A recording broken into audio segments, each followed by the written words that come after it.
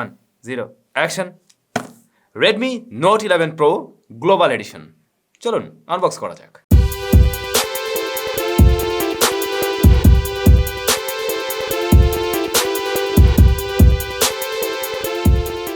Unbox করে ফেলেছি, video শেষ।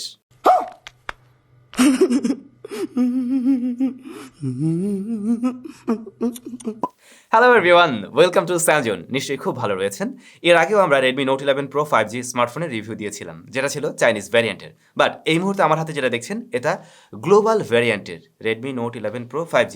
সেম জিনিসটাই বক্সে লেখা আছে, কিন্তু এটা গ্লোবাল ভ্যারিয়েন্টের। এর মানে হলো এর মাঝে যে প্রসেসরটি রয়েছে সেটা স্ন্যাপড্রাগন 695 5G SoC। আর চাইনিজ ভ্যারিয়েন্টে আমরা দেখছিলাম মিডিয়াটেক ডাইমেনসিটি 920। সুতরাং এই দুইটা স্মার্টফোনের মাঝে সবচেয়ে বড় পরিবর্তনটা রয়েছে প্রসেসরে আর রমের ক্ষেত্রে। একটাতে আমরা চাইনিজ রম দেখেছিলাম, আর এটার ক্ষেত্রে আমরা দেখছি গ্লোবাল রম রয়েছে।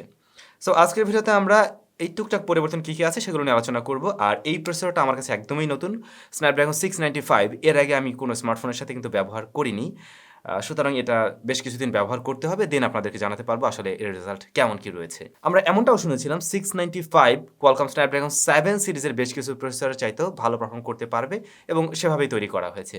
সো সেটা ব্যবহার করেই না হয় জানানো যাবে। এর বাইরে স্মার্টফোনে আরও কী কী রয়েছে সব কিছুই জানবো। তার আগে অসংখ্য ধন্যবাদ আমাদের আজকের ভিডিও স্পন্সর রাকিব ইলেকট্রনিক্সকে, যাদের শপ রয়েছে বসুন্ধরা সিটির লেভেল 6-এ। আপনারা রেডমি নোট 11 প্রো এই স্মার্টফোনটার চাইনিজ ভ্যারিয়েন্ট এবং গ্লোবাল ভ্যারিয়েন্ট বোথ পেয়ে যাবেন, এবং প্রাইসটা বর্তমান প্রাইস কেমন রয়েছে ভিডিও ডেসক্রিপশনে দেওয়া থাকলো। তবে মজার ব্যাপার হলো গ্লোবাল ভ্যারিয়েন্টের দামটা কম আছে।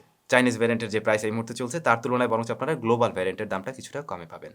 ভিডিও ডেসক্রিপশন চেক করে নেবেন। শুরুতেই বক্স কন্টেন্ট দেখে নিয়েছেন, এটা নিয়ে নতুন করে আর কিছু বলার নেই। আর ডিজাইন নিয়ে বলতে গেলে যে স্মার্টফোনটার অলরেডি রিভিউ আমরা দিয়েছি Redmi Note 11 pro Chinese variant, ওইটা আর এটা একদম সেম জিনিস। ডিজাইনের দিক থেকে হুবহু সেম, যেমন রিয়ার প্যানেলে গ্লাস রয়েছে, আর এর বডি ফ্রেমটি প্লাস্টিক বা পলিগ্রামের তৈরি।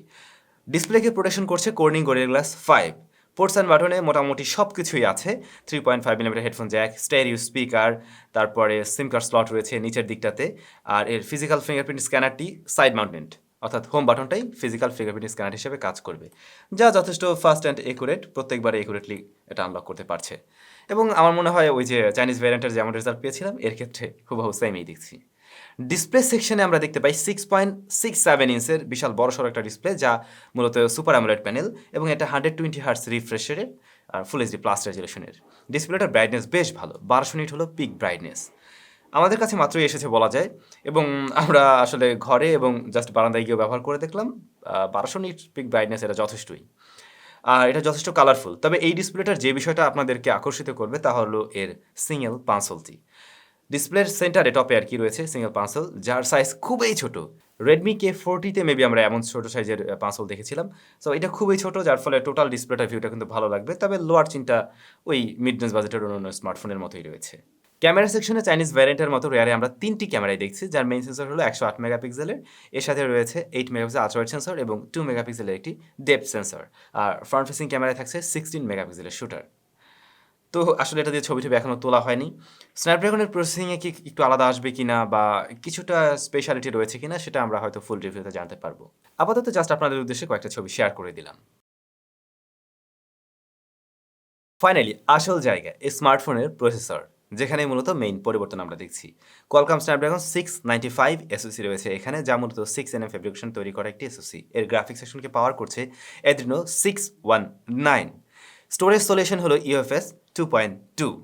তো স্ন্যাপড্রাগন 695 এর দুটি কোর হলো 2.6 গিগাহার্টসের ক্রায়ো 660 গোল্ড, এবং বাকি 6টি কোর হলো 1.7 গিগাহার্টসের ক্রায়ো 660 সিলভার।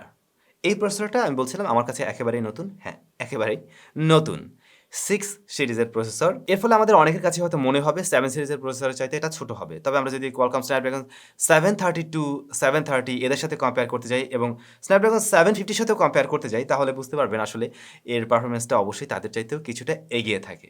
বাট আমরা যদি মিডিয়াটেক ডাইমেনসিটি 920-র সাথে কম্পেয়ার করতে যাই, তাহলে কিন্তু একটু ভিন্নতা রয়েছে। মিডিয়াটেক ডাইমেনসিটি 920 কিছুটা এগিয়ে থাকছে। এর আগে আমরা যে স্মার্টফোনটা রিভিউ করি ওটাতে মিডিয়াটেক ডাইমেনসিটি 920 ছিল, এবং সেটা ছিল 6GB র্যাম ভ্যারিয়েন্টের।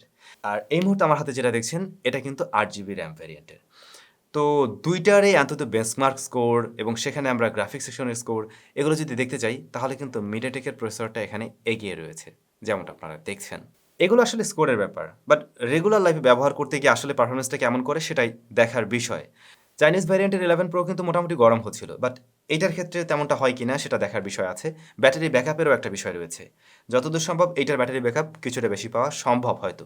তারপরেও আমরা ফুল রিভিউতে এগুলো নিয়ে বিস্তারিত অবশ্যই আলোচনা করলে আপনারা বুঝতে পারবেন। তো ব্যাটারির কথা যেহেতু চলেই আসছিল, এর মাঝেও কিন্তু 5000 মিলিঅ্যাম্পিয়ারের ব্যাটারি রয়েছে এবং চার্জ করার জন্য বক্সে আপনি পেয়ে যাবেন 67 ওয়াটের চার্জার। স্টেরিও স্পিকার রয়েছে এবং এর সাউন্ড কোয়ালিটি অবশ্যই ভালো। হাতে পাওয়ার পরে এটা দিয়ে আমরা ইউটিউবের গান-টান প্লে করে শুনলাম। মোটামুটি ভালো সাউন্ডই পেয়েছি, আগেরটার মতোই অলমোস্ট। তো বলা যায় একদম হুবহু সেইম ফোন আগের মতোই। জাস্ট এখানে আমরা পরিবর্তন দেখছি প্রসেসরে এবং যে রমের যে বিষয়টা সেটা ছিল চাইনিজ আর এটার ক্ষেত্রে আমরা দেখছি গ্লোবাল। গ্লোবালটা ব্যবহার করেই হয়তো আমরা স্বাচ্ছন্দ্যবোধ বেশি করি। সো আমার সাজেশন থাকবে আপনারা এটাও দেখতে পারেন। তারপরেও স্টিল যাদের পারফরম্যান্সের বিষয় নিয়ে চিন্তা আছে, ক্যামেরা কোয়ালিটি নিয়েও চিন্তা আছে, তারাও একটু ওয়েট করতে পারেন। আমরা ফুল রিভিউ নিয়ে আসলে হয়তো আপনি বুঝতে পারবেন আসলে আপনার জন্য কোনটা কেনাটা উচিত হবে। তবে আমার যা মনে হয় যাদের হাতে সময় রয়েছে চাইলে একটু ওয়েটও করতে পারেন। বাংলাদেশে এই ফোন হয়তো অফিসিয়ালি লঞ্চ হতে পারে। আবার যদি বাংলাদেশে তৈরি করা হয়ে থাকে সেই ক্ষেত্রে হয়তো কিছুটা কম দামেও লঞ্চ হতে পারে। সো যদি আপনার হাতে সময় থাকে কিছুদিন ওয়েট করেও দেখতে পারেন। আর যাদের এই মুহূর্তে দরকার দেন আপনারা রাকিব ইলেকট্রনিক্সে যোগাযোগ করতে পারেন। ডেসক্রিপশনে লিংক টিংক সবকিছু দেওয়া রইল। সবাই ভালো থাকবেন, সুস্থ থাকবেন। দেখা হচ্ছে নতুন ভিডিওতে।